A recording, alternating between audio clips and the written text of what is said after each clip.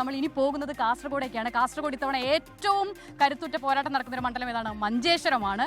അപ്പോൾ മഞ്ചേശ്വരത്തിന്റെ വിശദാംശങ്ങളിലേക്കാണ് നമുക്കിനി പോകേണ്ടത്. മഞ്ചേശ്വരത്ത് നിന്നും ദിൽന മധു ചേരും പ്രേക്ഷകർക്കൊപ്പം.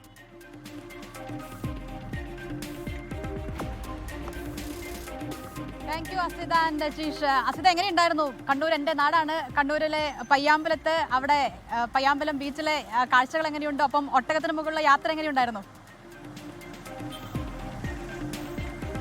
അത് വളരെ നല്ല അനുഭവമായിരുന്നു. ദിലിനെ ചോദിക്കുന്നുണ്ട് എങ്ങനെയുണ്ട്, ദിലിനയുടെ നാടാണ് കണ്ണൂർ, എങ്ങനെയുണ്ടെന്ന് ചോദിക്കുന്നുണ്ട്. ദിലിന് എന്തായാലും കണ്ണൂർ വളരെ നല്ല അനുഭവമാണ്. ഞാൻ ഉച്ചയോടുകൂടി തന്നെ കണ്ണൂരിൽ എത്തിയിരുന്നു. അപ്പോൾ കണ്ണൂരിൻ്റെ പല പ്രദേശങ്ങളിൽ ഇങ്ങനെ നമ്മുടെ ടീമിനോടൊപ്പം സഞ്ചരിച്ചുകൊണ്ടിരിക്കുകയാണ്. അങ്ങനെയാണ് വൈകുന്നേരം ഇപ്പോൾ പയ്യാമ്പലത്തേക്ക് എത്തുന്നത്. ഇവിടെ ഒരുപാട് ആളുകൾ, പക്ഷേ ഇവിടെ ഇപ്പോൾ ഞങ്ങൾ പയ്യാമ്പലത്ത് എത്തിയ ആളുകളോടൊക്കെ പ്രതികരണം ചോദിക്കുമ്പോൾ ഉണ്ടായ ഒരു പ്രശ്നം, അവധി ദിവസം ആയതുകൊണ്ട് കൂടി ജില്ലയുടെ വിവിധയിടങ്ങളിൽ നിന്ന് ആളുകൾ ഇവിടേക്ക് എത്തിയിട്ടുണ്ട്. അപ്പോൾ പലരും പ്രോപ്പർ കണ്ണൂർ മണ്ഡലത്തിൽ തന്നെയുള്ളവരല്ല എന്നൊരു കാര്യം കൂടിയുണ്ട്. എങ്കിലും പൊതുവിൽ അവർ ഒരുപാട് കാര്യങ്ങളൊക്കെ പറയുന്നുണ്ട്. പിന്നെ പൊതുവിൽ രാഷ്ട്രീയമായി മാത്രം ചിന്തിക്കുന്ന ആളുകൾ കൂടുതലുള്ള ജില്ല കൂടിയാണല്ലോ കണ്ണൂർ. അപ്പോൾ അങ്ങനെ ഒരു വലിയ പോരാട്ട ചൂട് കൂടി ഉണ്ട് ഇതില്ല ഇവിടെ. അതെ, ആ രീതിയിൽ വൈകുന്നേരം ആകുമ്പോൾ, പ്രത്യേകിച്ച് അവധി ദിവസമാണല്ലോ, ആളുകൾ വലിയൊരു തിരക്ക് തന്നെയായിരിക്കും ഇനി പയ്യാമ്പലം ബീച്ചിൽ ഉണ്ടാവുക. എന്തായാലും നിങ്ങളുടെ യാത്ര, കണ്ണൂർ ജില്ലയിൽ യാത്ര തുടരുക. ഞാനിപ്പോൾ ഉള്ളത് എന്തായാലും മഞ്ചേശ്വരത്താണ്. കേരളത്തിൻ്റെ ഏറ്റവും വടക്കേ അറ്റത്തുള്ള ജില്ല മഞ്ചേശ്വരം.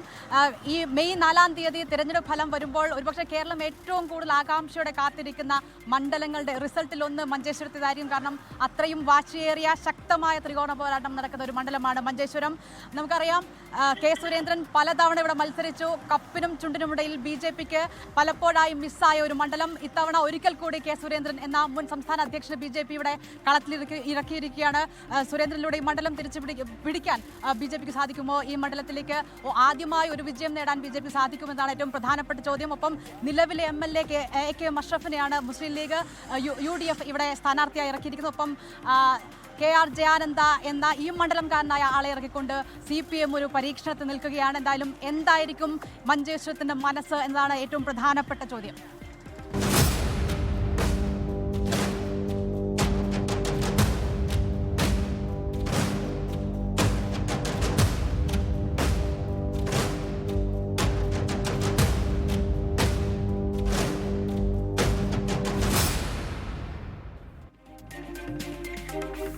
കേരളത്തിൽ BJPയെ കുറിച്ച് ഭാരതീയ ജനതാ പാർട്ടിയുടെ പ്രവർത്തനങ്ങൾ സജീവമായി മറ്റു ഭാഗങ്ങളിൽ വരുന്നതിന് മുൻപ് 1987 തന്നെ ഈ നിയമസഭാ തെരഞ്ഞെടുപ്പിൽ 2-ാം സ്ഥാനത്തെത്തിയ സ്ഥലമാണ് മഞ്ചേശ്വരം. അത്രയേറെ BJPക്ക് വളക്കൂറുള്ള ഒരു മണ്ണാണ്. പക്ഷേ ഒരിക്കൽ പോലും ഇവിടെ വിജയിക്കാൻ പറ്റിയിട്ടില്ല. നേമത്ത് താമര വിരിഞ്ഞപ്പോൾ പോലും ഈ മണ്ഡലം BJPക്ക് അനുകൂലമായി നിന്നിട്ടില്ല. ആ രീതിയിൽ ഒരു പ്രത്യേക രാഷ്ട്രീയ സമവാക്യങ്ങൾ കൂടി പലപ്പോഴും വർക്ക് ചെയ്യപ്പെട്ട ഒരു മണ്ഡലമാണ്. 1957 ആദ്യത്തെ നിയമസഭാ തെരഞ്ഞെടുപ്പിൽ കേരളം ആകെ വോട്ടെടുപ്പിന് വോട്ട് ചെയ്യാൻ പോയപ്പോൾ പോളിംഗ് ബൂത്തിൽ പോവാത്ത മണ്ഡലം കൂടിയായിരുന്നു മഞ്ചേശ്വരം. അന്ന് M ഉമേഷ് റാവു എന്ന കന്നഡ സമിതി നേതാവ് ഇവിടെ എതിരില്ലാതെ തെരഞ്ഞെടുക്കപ്പെട്ട് കേരളത്തിന്റെ നിയമസഭയിൽ എത്തിയ ഒരു ചരിത്രവുമുണ്ട്. അങ്ങനെ ഈ സംസ്ഥാനം രൂപീകരിക്കുമ്പോൾ കേരളത്തിന്റെ ഭാഗം ആകണമോ വേണ്ടയോ എന്ന ചോദ്യത്തിന് ഭാഷാ ന്യൂനപക്ഷ സംരക്ഷണം ആവശ്യപ്പെടുന്ന ആളുകൾ, കാസർഗോഡ് താലൂക്ക് കേരളത്തിന്റെ ഭാഗമാകേണ്ട എന്ന നിലപാടെടുത്ത ഒരു വലിയ കൂട്ടം ആളുകൾ ഇവിടെയുണ്ട്.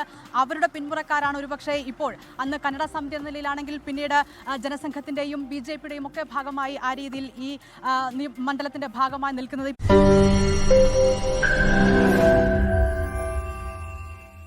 ലോകത്തെവിടെയായാലും ഏത് സമയത്തും 24 വാർത്തകളും ഓഗ്മെന്റഡ് റിയാലിറ്റി പാക്കേജുകളും എക്സ്പ്ലെയിനറുകളും വിശദമായി കാണാൻ ഞങ്ങളുടെ YouTube ചാനൽ നിങ്ങൾക്ക് സബ്സ്ക്രൈബ് ചെയ്യാം.